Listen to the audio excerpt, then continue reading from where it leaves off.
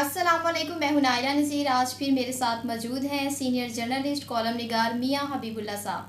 آج ہم بات کریں گے سوشل ایشو پہ۔ ہر دفعہ جو ہمارا ٹاپک ہوتا ہے وہ پولیٹکس پہ ہوتا ہے، تو آج ہم ایک نیا ٹاپک لے کے آئے ہیں، سوشل ایشو۔ السلام علیکم میاں صاحب۔ وعلیکم السلام۔ میاں صاحب بتائیے گا کہ پیٹرول کی قیمت میں کمی کے بعد 40 روپے نہ کرائے کم ہوئے ہیں نہ اشیاء خوردنوش پر فرق پڑا ہے، کیوں؟ اچھا نائلہ، یہ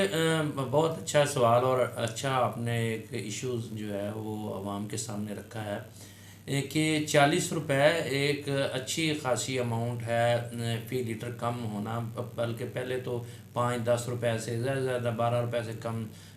زیادہ جو ہے وہ یکدم ریلیف نہیں دیا گیا، تو 40 روپے پر لیٹر کم ہونا ایک بڑا ریلیف ہے، اور اس کا امپیکٹ جو ہے وہ عوام تک جانا چاہیے تھا۔ بدقسمتی سے وہ نہیں پہنچ پایا، اور ابھی تک نہ تو ٹرانسپورٹ کے کرائے کم ہوئے ہیں اور نہ جو جواز بنا کر اشیاء خورد و نوش کی قیمتوں میں اضافہ کر دیا جاتا ہے کہ ٹرانسپورٹ مہنگی ہو گئی ہے، اس وجہ سے ہم نے چیزوں کی قیمتیں جو ہیں وہ بڑھا دی ہیں۔ تو اب تو پٹرول کم ہو گیا ہے اور ڈیزل بھی کم ہو گیا ہے، تو ان کو کم کرنا چاہیے تھا۔ اچھا، اس میں ایک اور جو لاجک پیش کی جا رہی ہے ٹرانسپورٹرز کی جانب سے، اس میں دو قسم کی ٹرانسپورٹ ہے۔ ایک جو ہے پیٹرول پہ جو چلتی ہے، ان کو تو واقعی بہت زیادہ کرائے سستے کرنے چاہیے، اور دوسری جو ڈیزل ہے وہ بھی 13 روپے پر لیٹر کم ہوا ہے، لیکن وہ کہتے ہیں جی کہ یہ اس میں ہم کوئی خاطر خواہ جو ہے وہ کرایوں میں کمی نہیں کر سکتے، اور زیادہ تر بڑی ٹرانسپورٹ جو ہے وہ ڈیزل پہ چلتی ہے، تو اس میں ان کا جواز بھی درست ہے، لیکن 13 روپے بھی ایک میرا خیال ہے کہ اچھی خاصی رقم ہے، جس میں یعنی کہ اگر آپ 10-12 روپے مہنگا ہونے پر قیمتیں بڑھا دیتے ہیں تو کم ہونے پر بھی آپ کو کم کرنی چاہیے، لیکن چونکہ یہاں باوا آدم ہی نرالا، یہاں ڈنڈے سے جو ہے وہ تو کم کروائی جا سکتی ہیں، ویسے آج خود تو کوئی بھی نہیں چاہے گا کہ وہ اپنا پرافٹ جو ہے وہ کم کر دے، بلکہ یہاں تو کہتے ہیں کہ کوئی چیز اگر ہے تو وہ دن میں ڈبل قیمت پر ہم فروخت کریں تاکہ راتوں رات امیر ہو سکیں۔ یہ والا جو ایک لوگوں کی سوچ ہے نا، اس نے معاشرے کا بیڑا غرق کیا ہوا ہے۔ جی اچھا میاں صاحب، کیا حکومت کا قیمتوں پر کوئی کنٹرول نہیں، تو ذمہ دار کون ہے؟ اچھا ہاں، یہ واقعی پاکستان کا جو ایک سسٹم ہے نا جو اس وقت رائج ہے، وہ ہم نے نا اوپن مارکیٹ اکانومی جو ہے وہ متعارف کروائی ہوئی ہے جی، کہ ٹھیک ہے مقابلہ مارکیٹ میں ہے اور لوگ جو ہیں وہ ڈیمانڈ کی صورت میں جو ہے وہ اپنی قیمتیں جو ہیں اس کا تعین کر سکتے ہیں۔ یہ سراسر غلط ہے۔ دیکھیں، جو کھانے پینے کی چیزیں ہیں ان میں جو ہے سپلائی اینڈ ڈیمانڈ کا اس طرح سے اصول نہیں ہونا چاہیے، وہ لوگوں کی نیڈ ہے، اور مثلا آپ کوئی ایسی چیزیں ہیں جن میں آپ کر سکتے ہیں open market demand and supply کا رول جو ہے ان پہ لاگو کر سکتے ہیں، لیکن کھانے پینے کی چیزوں پہ نہیں ہونا چاہیے۔ تو اصل میں جو ہے پاکستان میں کوئی اس قسم کا میکانزم نہیں ہے کہ ہم جو ہے وہ تعین کر سکیں کہ اس قیمت کی، اس چیز کی کیا قیمت ہے اور اس میں پرافٹ کتنا ہونا چاہیے۔ یہاں جو ہے وہ دکاندار کی اپنی مرضی ہے کہ وہ بے شک ہر چیز پر کوئی 50 روپے پرافٹ رکھ لے، 10 روپے رکھ لے، کوئی 100 روپے رکھ لے، کوئی 500 روپے پرافٹ رکھ لے، یہ اس کی اپنی ثوابدید ہے۔ تو وہ جو ایک پہلے اتھارٹی ہوتی تھی مجسٹریٹ کی صورت میں، اور مارکیٹ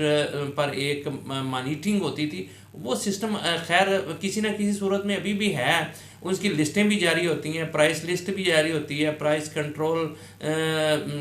کمیٹیوں کا بھی وجود ہے، لیکن اس طریقے سے فعال نہیں ہے۔ یہ سارا کچھ جو ہے نا وہ ایک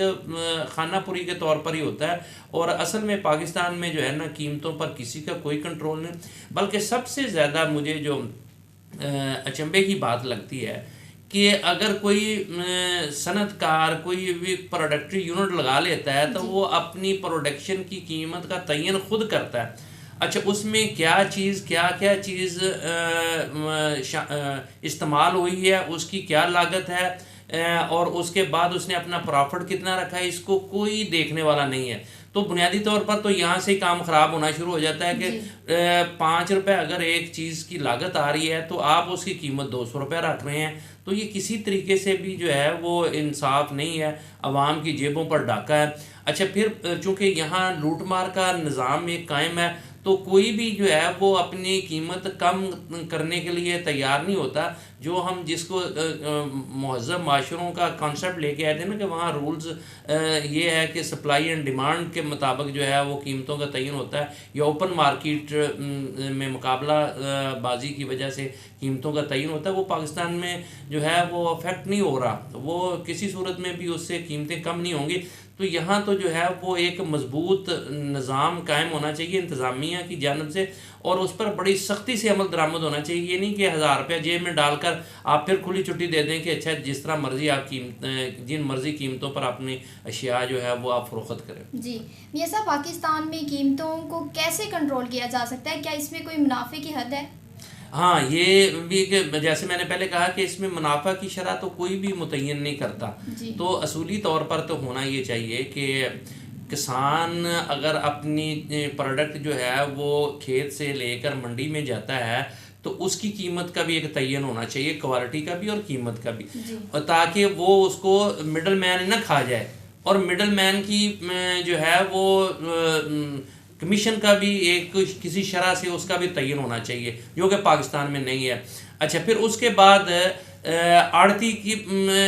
کیا پرافٹ بھی جو ہے وہ بھی تعین ہونا چاہیے، اور اس کے بعد پھر وہاں سے جو تھوک کے حساب سے دکاندار لے کے آتے ہیں وہ ان کا دکانداروں کا کتنا پرافٹ ہونا چاہیے، یہ سارا کچھ کوئی ایسا سسٹم وضع ہونا چاہیے جو یہ اس کا تعین کرے، اور پھر اس سے ادھر ادھر نہ ہونے دیا جائے، وہ اس کے مطابق ہی قیمتیں جو ہیں اشیاء فروخت کی جائیں تاکہ عام آدمی کو ریلیف ملے۔ اس میں رگڑا کون جاتا ہے؟ اس میں جس بیچارے نے کسان نے چیزیں بوئی ہوتی ہیں وہ اس کو بہت ہی کم پرافٹ ملتا ہے، اس کی پیداواری لاگت جو ہے وہ بھی پوری نہیں ہوتی۔ اس کے بعد کیا ہوتا ہے کہ ساری لاگت جو ہے جو سارا پرافٹ ہے وہ مڈل مین لے جاتا ہے اور آڑتی لے جاتا ہے، اور آخر کار جو ہے وہ دکاندار نے ظاہر پیسے خرچ کیے ہوتے ہیں، باقی رہی صحیح کسر وہ نکال لیتا ہے۔ تو یہ اس کے لیے ضروری ہے کہ حکومت کو ایسا میکانزم تیار کرے جس میں پروڈکٹ کی قیمت کا تعین بھی کیا جائے، اس میں پرافٹ کا تعین بھی کیا جائے، اور اس کے سپلائی کرنے والے لوگوں کی کمیشن جو ہے اس کا بھی تعین کیا جائے، پھر جا کے پاکستان میں قیمتیں کنٹرول ہو سکتی ہیں۔ اور اس کا یا دوسرا حل اس کا وہ ڈنڈا ہے کہ آپ دھڑا دھڑ لوگوں کو جو ایک قیمت مقرر کر دیں اور اس سے جو ہینکی پھینکی کرے اس کے خلاف سخت سزائیں دی جائیں، پھر جا کے کوئی شاید انسان کے بچے بن جائیں۔ جی میاں صاحب، بہت بہت شکریہ، ملتے ہیں ایک نئے پروگرام میں، تب تک کے لیے خدا حافظ۔